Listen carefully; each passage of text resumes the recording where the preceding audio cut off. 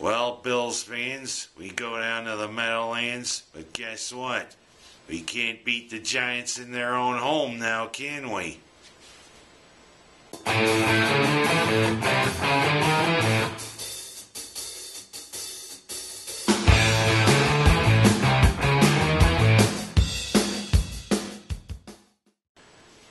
As Big Al on Happy Days would say about the Bills-Giants game on Sunday, yep.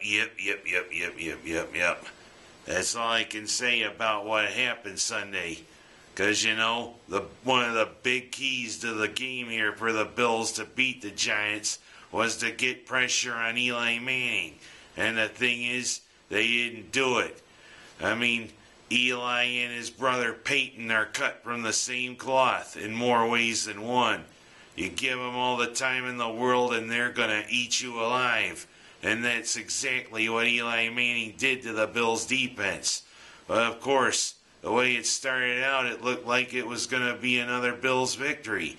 Albeit on that first drive, the Giants drove right to Ahmad Bradshaw, getting one of his 3 touchdowns on the day.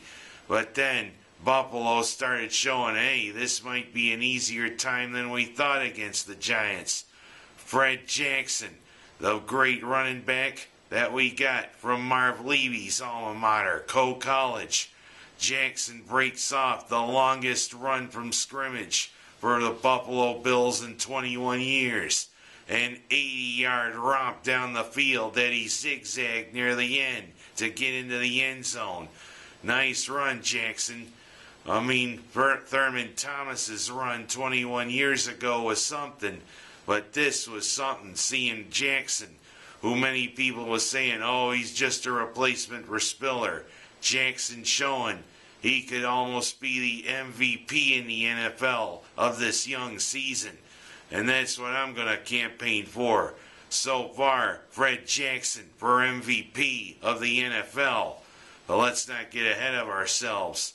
On the next possession, Buffalo throwing to the hometown hero. Not the hometown hero, I should say, but he's a hero because he's a Buffalo native. University of Buffalo grad, Naaman Roosevelt. And Roosevelt doing his best to impress the Bills and everybody in the NFL. Zigzagging down the field for 60 yards to the end zone. Buffalo's up 14-7. And I'm thinking, hey, this could be a nice, easy victory for the Bills. The Giants' defense looks a little better than we thought. But then, New York decided to throw the pass rush on Fitzpatrick.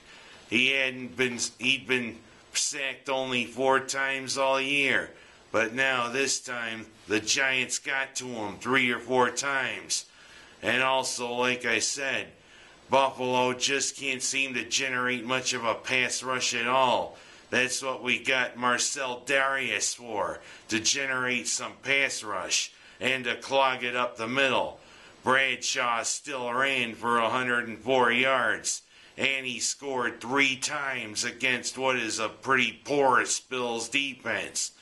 I mean, as I said, there were times where Manning had all day back there to throw, and he picked the Bills' secondary apart. Hakeem Nicks setting up one of Bradshaw's touchdowns with a good long 60-yard reception. Although I should say Buffalo took a little wrinkle with Donald Jones, their deep threat, out for the next few weeks with an ankle injury.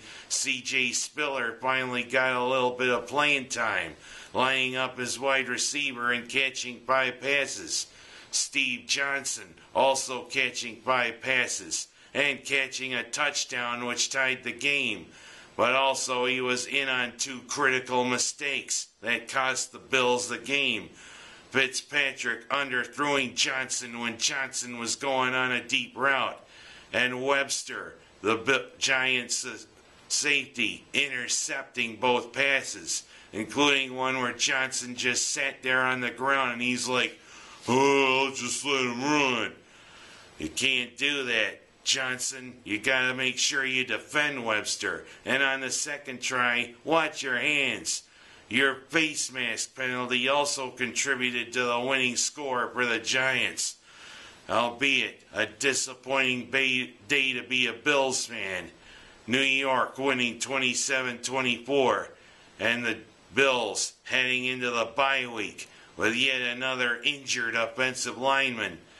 And I mean, Hairston looked pretty good in a couple games he's played. This rookie looks like he could be a real thing. But getting injured, and we're getting thin there on the offensive line. Hopefully the mailman's son, Demetrius Bell, can get back into the lineup for the Bills. I almost should say game, although you could say that.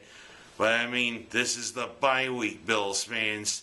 2 weeks from now, it's our home game in Toronto, although it feels like it's a neutral site game, if you know what I mean, where we take on the suddenly resurgent Washington Redskins, who may have a problem at quarterback.